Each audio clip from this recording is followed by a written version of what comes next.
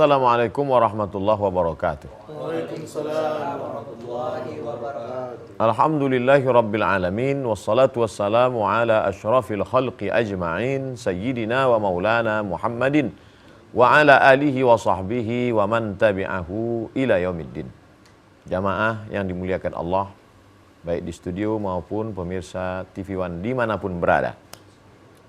Dalam hidup ini jangan sampai kita salah menentukan sesuatu hanya karena salah mengerti.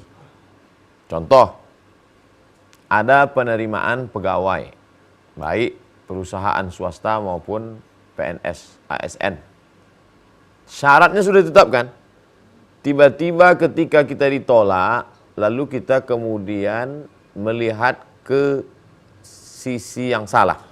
Maka lalu kita katakan, ini penolakan ini karena ada ini, karena ada ini. Padahal setelah diteliti-teliti, ternyata kita yang tidak cukup syarat. Karena sudah ada ketentuannya, sudah ada ketetapan yang ditetapkan oleh yang punya kuasa. Yang mengatur, yang memanage, direkturnya, manajernya. Begitu juga dalam hidup ini. Kalau sudah ditetapkan standar bahwa 1 kilo itu 1000 miligram. Maka ketika kita datang membawa 750, 7,5 ons, ya tentu kita ditolak. Karena kita tidak sesuai dengan itu. Itu dalam hal keduniawian. Dalam hal doa, dalam hal sholat, dalam hal kehidupan. Kenapa kita tidak mendapatkannya? Lalu kita mempersalahkan orang, mempersalahkan, yang paling mengerikan mempersalahkan Allah Subhanahu wa taala. Nauzubillah. Padahal setelah ditelusuri ternyata kita belum cukup syarat untuk menerima itu. Karena segala sesuatu sudah ditetapkan Allah, ada kadarnya, ada ketentuan. Ini yang akan kita bahas ke depan insyaallah. Terkait dengan ini mungkin ada yang ingin ditanyakan. Baik. Bismillahirrahmanirrahim. Assalamualaikum warahmatullahi wabarakatuh. Waalaikumsalam warahmatullahi wabarakatuh. Mau tanya Ustadz, saya pernah mendengar ada ayat segala sesuatu ada sisinya. Apa makna dari ayat Al-Quran ini Ustadz? Segala sesuatu ada sisinya. Inna kulla syai'in khalaqnahu biqadar. Inna, sesungguhnya kami, kulla syai'in, segala sesuatu, khalaqnahu, kami ciptakan, biqadar. Biqadar. Pertama, bercerita tentang takdir, bahwa tidak diciptakan begitu saja tanpa tujuan.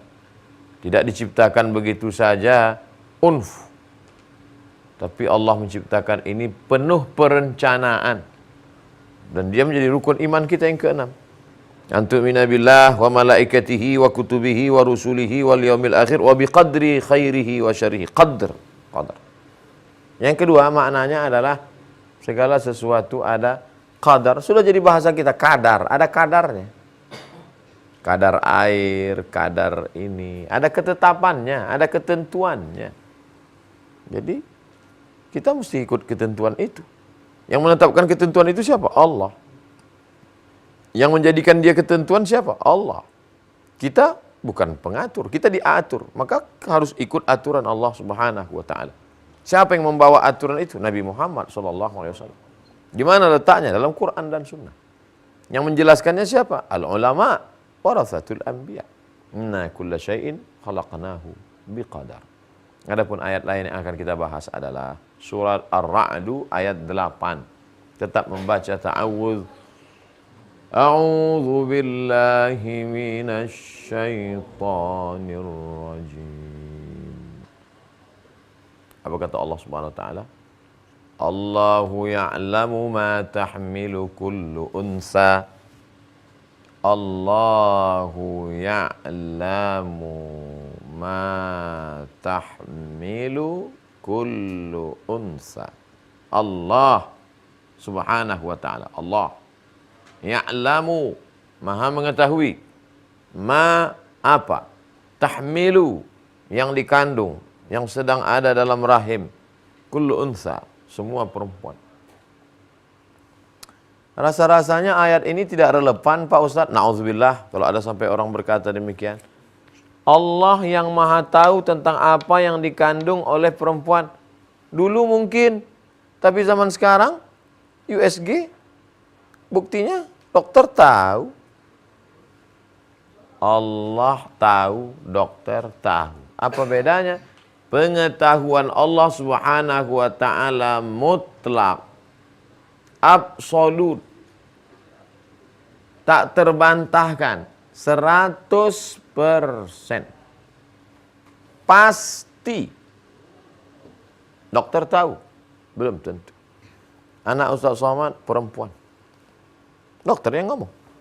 Saya siapkanlah nama perempuan. Miziana. Perempuan yang baik. Ternyata lahir laki-laki. Jadi Miziana. Katanya kemarin perempuan. Pandai dia menyembunyikan sesuatu. Ternyata pengetahuan tidak mutlak, tidak absolut, tidak 100%, tidak pasti. Mengandung atau tidak mengandung? Tespek. Pastikah? Tidak. Berapa banyak yang setelah pakai tespek dikatakan mengandung? Senang, update, alhamdulillah, dites kosong.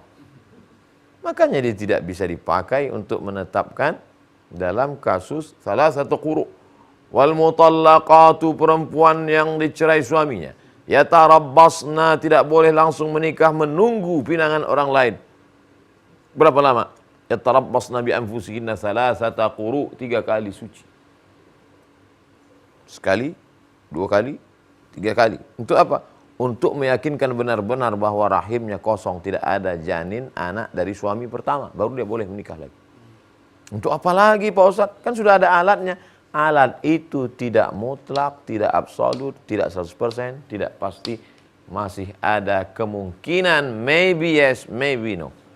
Kemungkinan-kemungkinan itu disebut dengan ihtimal. Apakah kemungkinan bisa jadi dalil? Kita lanjutkan setelah yang satu ini.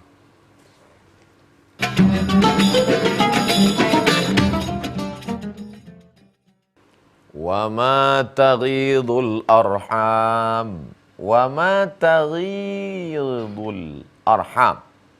Apa yang dikandung oleh rahim tapi kurang bulan, kita menyebutnya prematur.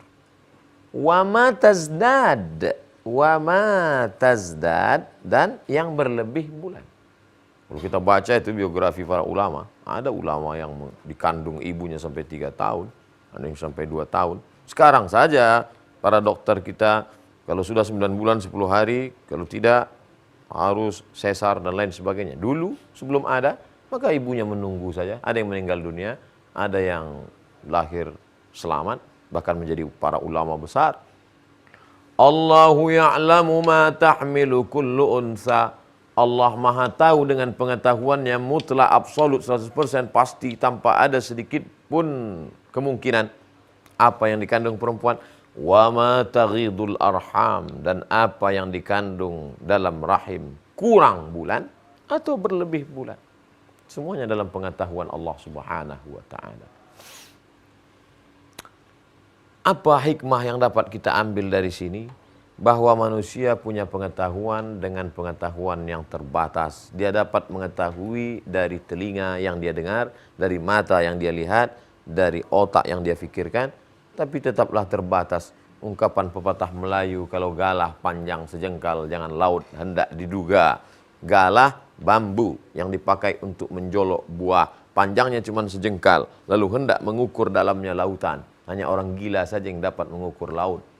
Oleh sebab itu maka kita dengan keterbatasan kita, dengan keterbatasan akal yang tidak dapat menangkap pengetahuan yang sempurna ini, maka yang sempurna itu adalah wahyu. Yang tidak sempurna itu adalah akal. Makanya kalau ada yang mengatakan Islam itu agama yang tidak pakai akal, pakai akal. Kalau tidak pakai akal, bagaimana kita mau mengatakan khamar itu haram? Apa ada di dalam Al-Quran tentang minuman-minuman keras yang ada sekarang? Tidak ada. Yang ada di dalam Al-Quran, innamal khamru, sesungguhnya khamar, wal maisir, judi, wal ansab, menyembelih binatang untuk berhala, wal azlam, mengundi nasib, rijsun, najis, min amal syaitan.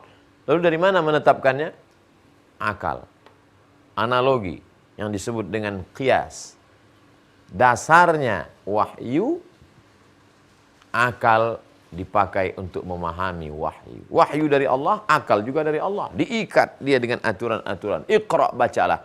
Tapi ada aturan yang mengikatnya. Bismi rabbikal ladzi khalaq. Dengan nama Allah Subhanahu wa taala. Ada dhawabit, ada ketentuan-ketentuan. Wa ma taghidul arham wa ma tasdad. Kenapa yang dijadikan sampel contoh adalah yang terkandung dalam rahim? Karena memang dia suatu yang sangat rahasia.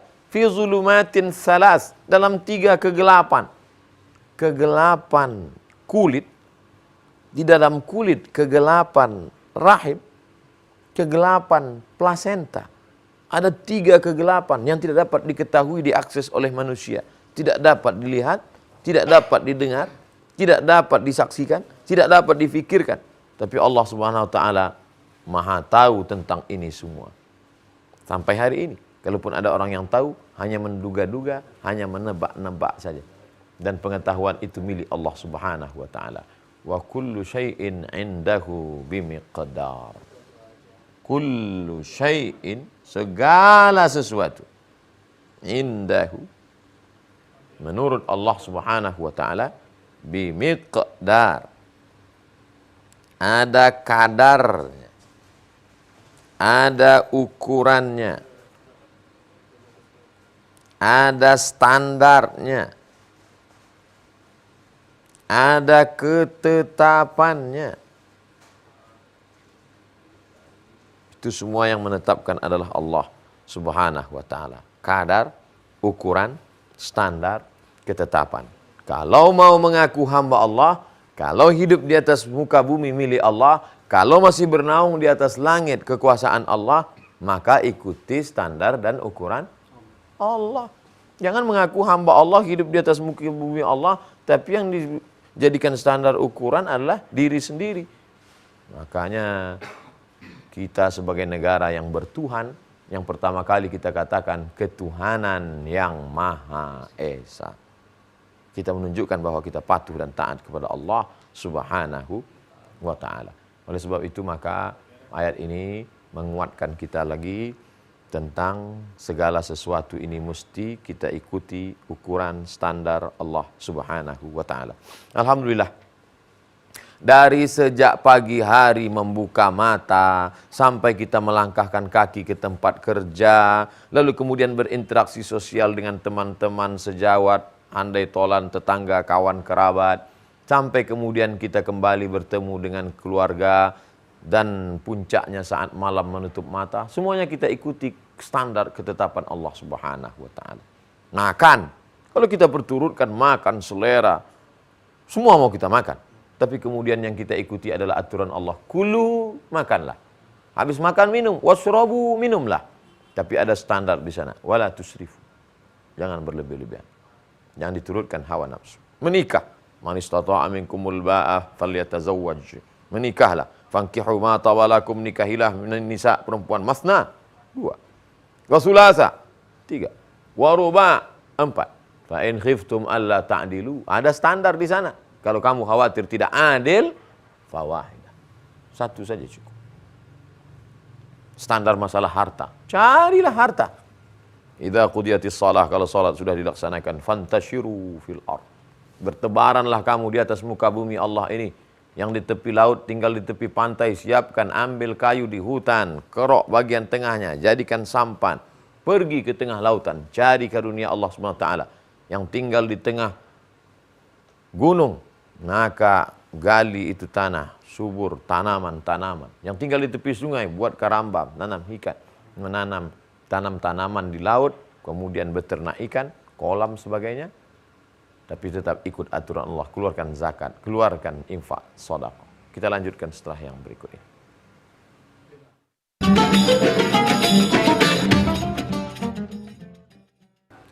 Pergi ke hutan memotong kayu.